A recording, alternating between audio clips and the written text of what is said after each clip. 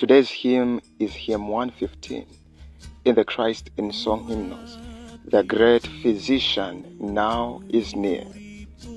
Authored in the year 1859 by William Hunter, this is a hymn that presents Jesus as the compassionate healer, not only of physical sickness, but of broken hearts, wounded spirits, and sinful lives.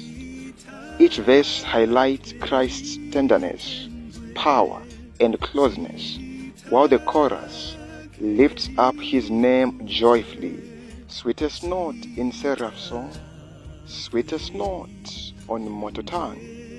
The imagery is simple and emotional, making the hymn especially popular in camp meetings, revival services, and healing gatherings. Now, who was William Hunter? The record says William Hunter was born in Ireland in 1811. His family later moved to America, where he grew up and received his education. He showed an early interest in literature, ministry, and hymn writing. The record further goes on to say Hunter became a Methodist minister and served faithfully for many years. He later worked as a professor at a college in Pennsylvania, and he was teaching Hebrew and biblical literature. And so we are told that his life, blended in pastoral ministry, teaching, and writing. The record goes on further to say Hunter wrote over 125 hymns. Many of them are used today in revival meetings. All right, let's look at his character. So the record goes on further to say that William was known for, his gentle spirit. He was a scholar. He was devoted to Christ and deeply committed to spiritual revival.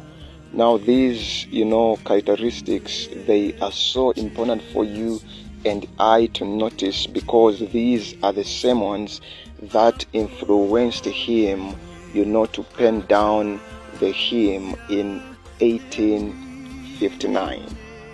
To be gentle in the context of William's life actually means, to be selfless, not to be quarrelsome. It actually means somebody who counts the cost of their decisions, somebody who processes before he speaks, and somebody who checks, who weighs the words on the balance of life and chooses that which is wholesome. So William was one who was selfless, and that is important for us to understand the role of all the physicians, because physicians tend to be selfless as they try to emulate, the great physician. The record further goes on to say that William was a scholar and he was devoted to Christ. Christ himself encourages us to, to study, to search the scriptures daily, for in them we know we have eternal life. And Paul actually says, study to show thyself approved, a workman who needeth not to be ashamed, but one who can, rightly divide truth.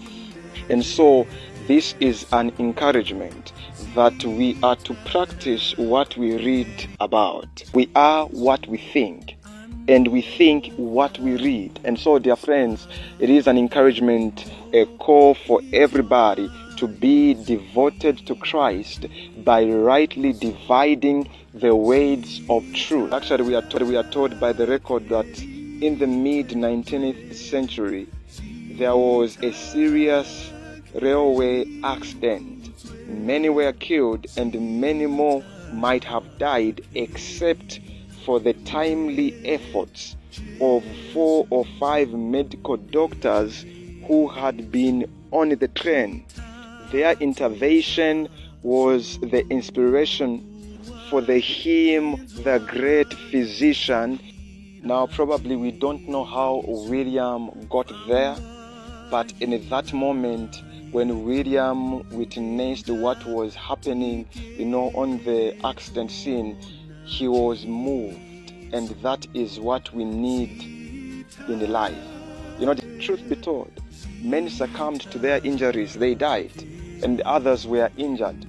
But in the midst of hopelessness, we are told that there were 5 or 4 doctors who were present, and they saw this as an opportunity to alleviate pain. And they were true to duty as the needle is to the poor, and they did a diligent job to an extent where a Methodist pastor was moved to write down a hymn because of what they did.